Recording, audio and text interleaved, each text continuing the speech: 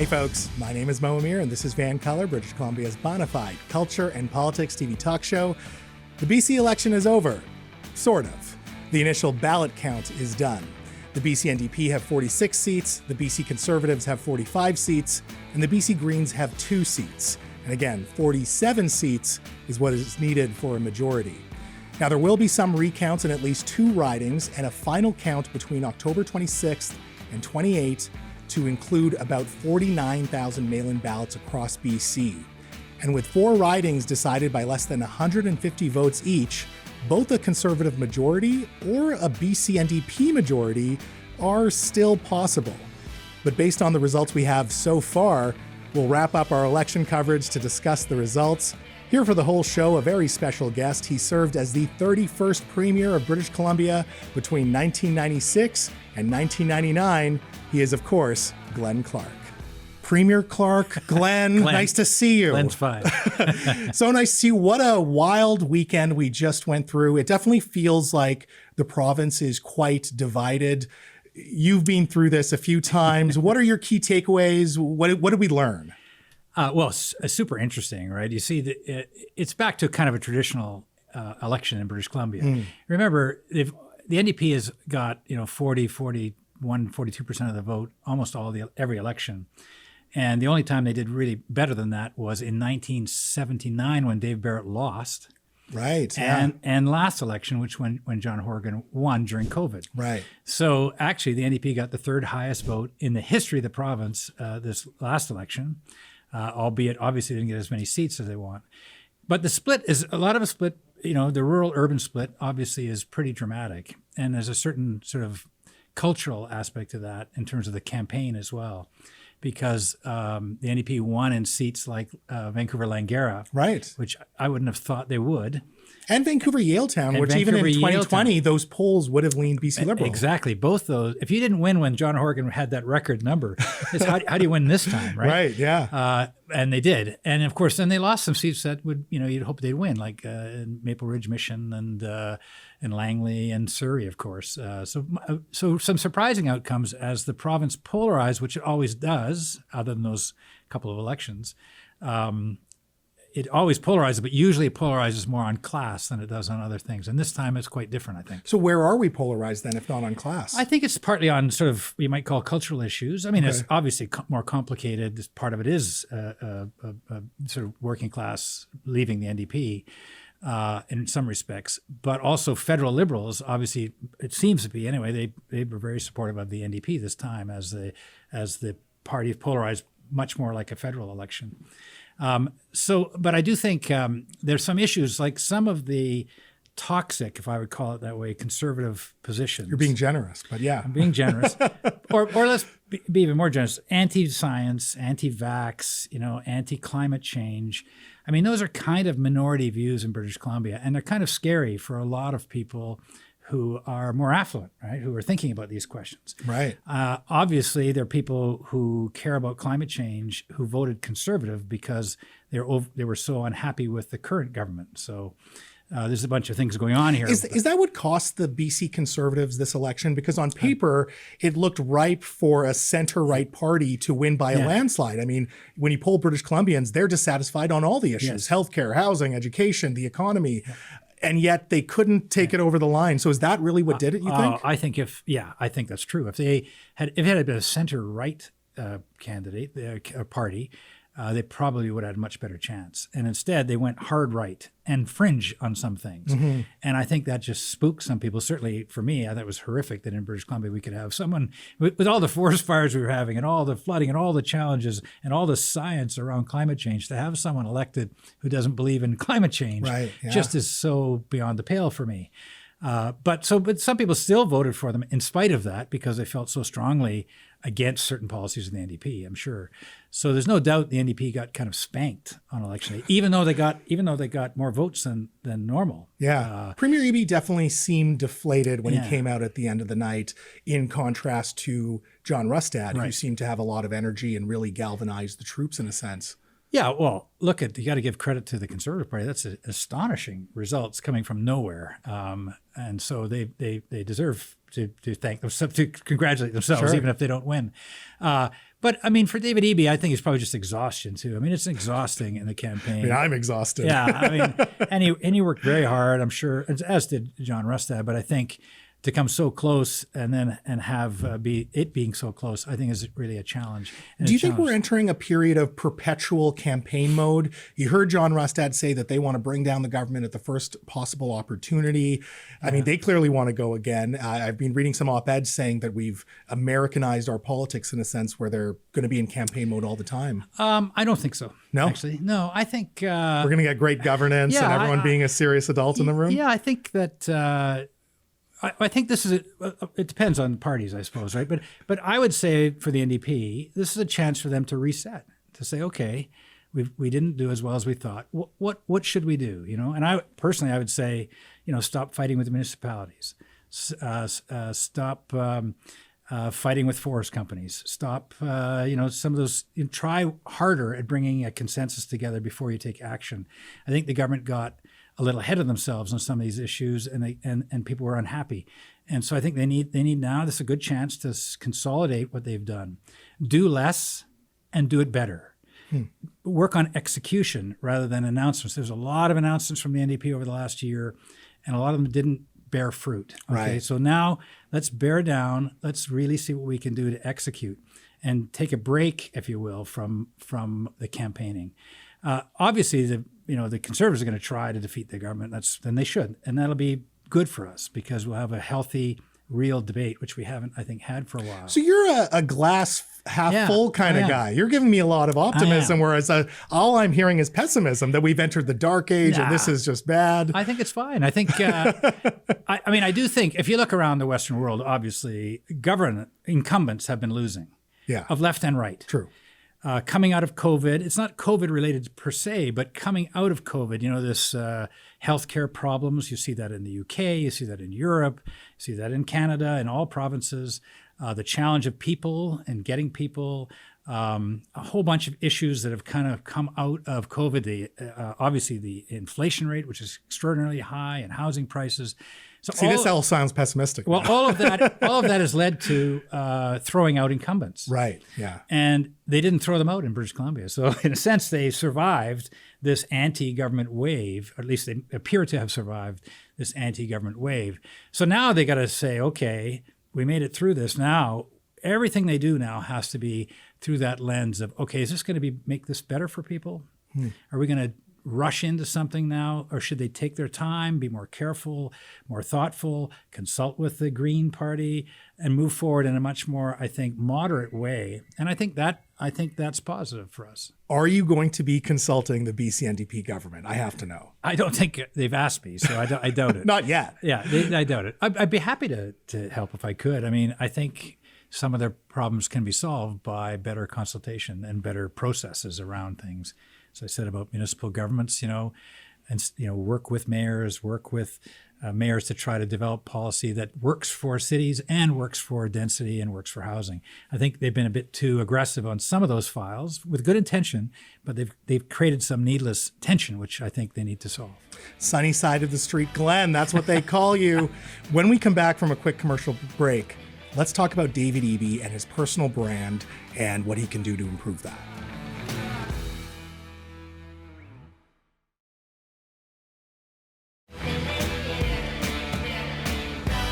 Welcome back to This is VANCOLOUR. We're covering the fallout of the BC election with our very special guest, former BC Premier Glen Clark. And this conversation is supported by Shelter Point Single Malt Whiskey, distinctly Vancouver Island, uniquely Shelter Point. So Glenn, let's say things stay as they are and Premier David Eby is still the Premier. Where does his brand currently stand with British Columbians, and what can he do to improve it for a future election? Well, on the positive side, again, I mean, he got 44% of the vote. He got more votes than the Conservatives. He got more votes than almost any other NDP Premier. He got more votes than when I was Premier. So I think, you have to acknowledge that he did well that way. Obviously, he came short, and I think, and And obviously, when you listen to him, he clearly disappointed, as no doubt he is. But I think he has a good foundation to build on now, right? So the foundation is there, but I think process, and it's unlike me. Usually, you talk about process, but I think that David's been impatient about a lot of things, and he's made announcements to try to get things moving. A lot of announcements. Yeah. And I think the government hasn't delivered on all of those announcements for a whole bunch of reasons. So I think, as I said earlier, kind of do a little bit less and do it better. So I think execution has been a problem for the government. They announced that's funny coming from you, because your government passed so much legislation. Yeah, I know, but and I'm an impatient guy. But I just think if you announce you're going to create 1,000 housing units, and 3 years later there aren't any, that's a problem. Yeah. And so I would focus on trying to deliver some of those things and try to drive them through. And not make more announcements, complete the ones they've done, and lower expectations, but actually do more of the work. Yeah, I think instead of being aspirational in your announcements, let's be concrete and get some things done. Because I think, as I said to you, the government has a certain social license to take leadership positions on a whole bunch of things, but people want the basics taken care of. Yeah, and I think the government. Are you saying that the BC NDP government is too woke? I don't know if I'd use that terminology, but I think that the some of these issues like healthcare and that are really challenging. Yeah, and the government's done a lot. And my friend Adrian Dix works 7 days a week. He's a machine. He's done a terrific job. But the public don't see it yet. They still say, "Wait a minute, I can't get a doctor. Still too many lineups. There's too much backlog in the system." So I think they need to kind of stop making announcements and drive home what they've done and show people that government can make a difference in their lives. And I think David has to do that particularly, because I think he's been they've used him as the front, if I can put it that way, to make all of these announcements. And therefore he bears all of the kind of blame, if you will, if these things don't happen. Right. I think he needs to step back a little bit, let his ministers run the show, let his ministers deliver on the things that were announced in the last year or two, and show some real accomplishments. And then he can come back and say, okay, we promised this, we've delivered. We promised this, we've delivered. We promised this, we delivered. Right. And I think then people will say, okay, he has the basis. They know he's a smart guy. They voted for him, the majority of people. But I think if he can show more progress on these files, then I think he can really solidify his reputation. Do you think when we think of the BC NDP's underperformance in terms of seat count in this election, was it more about David Eby's governance, or was it a lackluster campaign? That's a good question. I mean, I don't know if it was a great campaign. Actually, I think the campaign wasn't bad. I think the pre-period wasn't as good. The 6 They should have started beforehand. Yeah. I think, for example, if you're going to abandon the gas tax, which they did, which I totally understand. I think I would have preferred if a year ago they said, look, we can't be the only province in North America with a carbon tax. Right. So we're going to work hard at getting rid of the carbon tax and replacing it with a policy agenda which still talks about clean BC. We need to, in other words, talk to the people about that. You don't just come and abolish it because you're going to an election campaign and it's unpopular. Yeah. Like work on the rationale for. Do you think that's symptomatic of a government that's just out of touch? I think they probably were way ahead in the polls. They hadn't had a lot of opposition. I think they were running like a majority government often does. And I think they've now got a reality check and they have to kind of step back from that. Yeah. Because people want action on climate change, but they also got to feed their family. And so these are touch points. I've said this many times to the NDP, if you're debating the carbon tax, you've lost. You want to debate climate change. How you solve the problems of climate change. The tax is just one method of trying to do that. And it's an unpopular one. So, okay, what can we do? And they got to work with the Greens now shortly. The Greens had some good policy ideas. Certainly on transit, they were very aggressive. Well, maybe the answer is, hey, let's take the carbon tax money and let's have a massive public transit campaign, which will actually make a difference in people's lives positively and be good for environment and a cleaner future. And that, instead of just the tax, which is kind of a crude, almost a lazy way for politicians to get revenue. Right. So I think they need to be more creative and more thoughtful. And I thought that they should have readjusted those policies earlier and explained them better and developed it better. In hindsight, it's easy for me. But I mean, clearly the decision to get rid of the carbon tax clearly was a popular one. But I just think they could have done better on some of those files. Now, just in a minute or less, is there one particular demographic in British Columbia where you think the BC NDP really needs to win over and can be won over? Young people. I think, which is strange, right? Because historically, young people lean to the left. Very unusual, yeah. And I obviously that says something about, there is some challenges, I think, with the impatience of young people in terms of instant gratification, trying to get government's attention.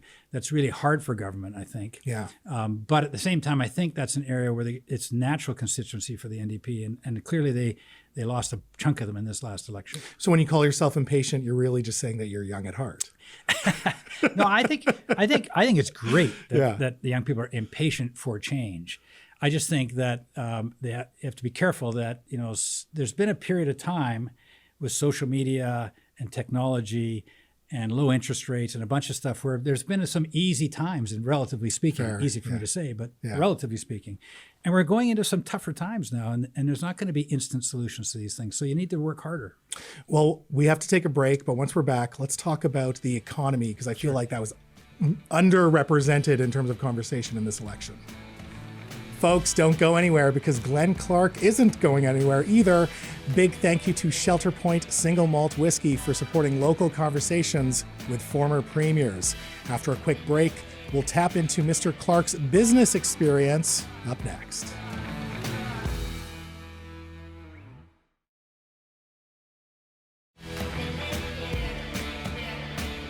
Welcome back to This is VANCOLOUR. To wrap up our election coverage over the past 8 weeks, we're back with our very special guest tonight, former BC Premier Glen Clark. So Glen, it's been about 2 years since you were the president of the Jim Pattison Group. You had eyes on a lot of different industries here in British Columbia. I feel like throughout this past election campaign, we haven't heard a lot of talk about the economy. There was some sloganeering, but not a lot of talk about it. In terms of how to fire up the private sector, what can the provincial government realistically do? Well, you're right. First of all, we're a subnational government, so in a global environment. Yeah, we can't change interest rates. Yeah, exactly. Yeah. Some of the big stuff. I mean, I think we are in a nice cycle now where interest rates are going to start coming down. That'll help a lot in British Columbia. But it is tough to get stuff done in British Columbia. And I say that just generally. I think the government needs to work harder at making things faster. And some of that is natural, I guess, environmental regulation, First Nations consultation, et cetera. But, I mean, we really need to keep our eye on the ball here, that we need to get things moving. And we have a problem in British Columbia. First of all, we have a big deficit, and that's not sustainable in the long term. It's fine right now, but they're going to have a plan to deal with that. The economy's definitely slowed down in certain sectors. The rural economy, the forest industry, all those blue areas, all those conservative areas, they've been hard hit by downturns in the economy. So they have lots of work to do. But, the government does have ability to move things on the land base, especially working with First Nations. I mean, remember, 90% of the land in British Columbia is owned by the province of British Columbia. Crown land, yeah. Crown land. It's more, there's more Crown land here than, the old Soviet Union. It's like there's a lot of Crown land. And so as a result, as the landlord, you have a huge influence over what happens. And I think they've been concentrating hard on reconciliation. They need to concentrate equally hard on how do we do reconciliation and keep the economy driving forward. How can we be a high-cost forestry jurisdiction when just a few years ago we were a relatively low-cost forest jurisdiction? And we need to drive that. We need to drive the value add in the forest sector. And I think the government's been a bit too passive, frankly. So this is an opportunity we need a fiscal plan and we need an economic strategy. We have some real positive things going for us in British Columbia. The tech sector, for example, downtown, it's really impressive what's been happening, at least at the startup phase in British Columbia, because we have good universities, because we have a fantastic place to live and a good quality of life. We have the ability to attract these footloose industries, if you will, intellectual industries, right, to come here. So I think they have some opportunity there, as well as in tourism, et cetera. I mean, look at tourism. Like, what's the last big tourist investment in British Columbia? Probably the convention center under Gordon Campbell. I started it, although he moved it Sure. to a different location, and it's been a real success. But we don't have, like in Toronto, the Jim Pattison Group built a $150 million aquarium. Right. We don't, where's the big tourism opportunities in British Columbia, and how can we drive them forward? Really quick, in about 30 seconds or so, do you think Surrey, BC is really ripe for that? I mean, it is a major metropolitan city, right? Can I tell a quick story? Absolutely. Okay, Phil Knight from Nike came to see me when I was premier. It never became public. This is the first time I made it public. Okay, perfect. I went down to Portland and met with them, and they sent a team up here, and we took them. They were looking for a location. I won't say what it was for, but a big investment in British Columbia. It never happened.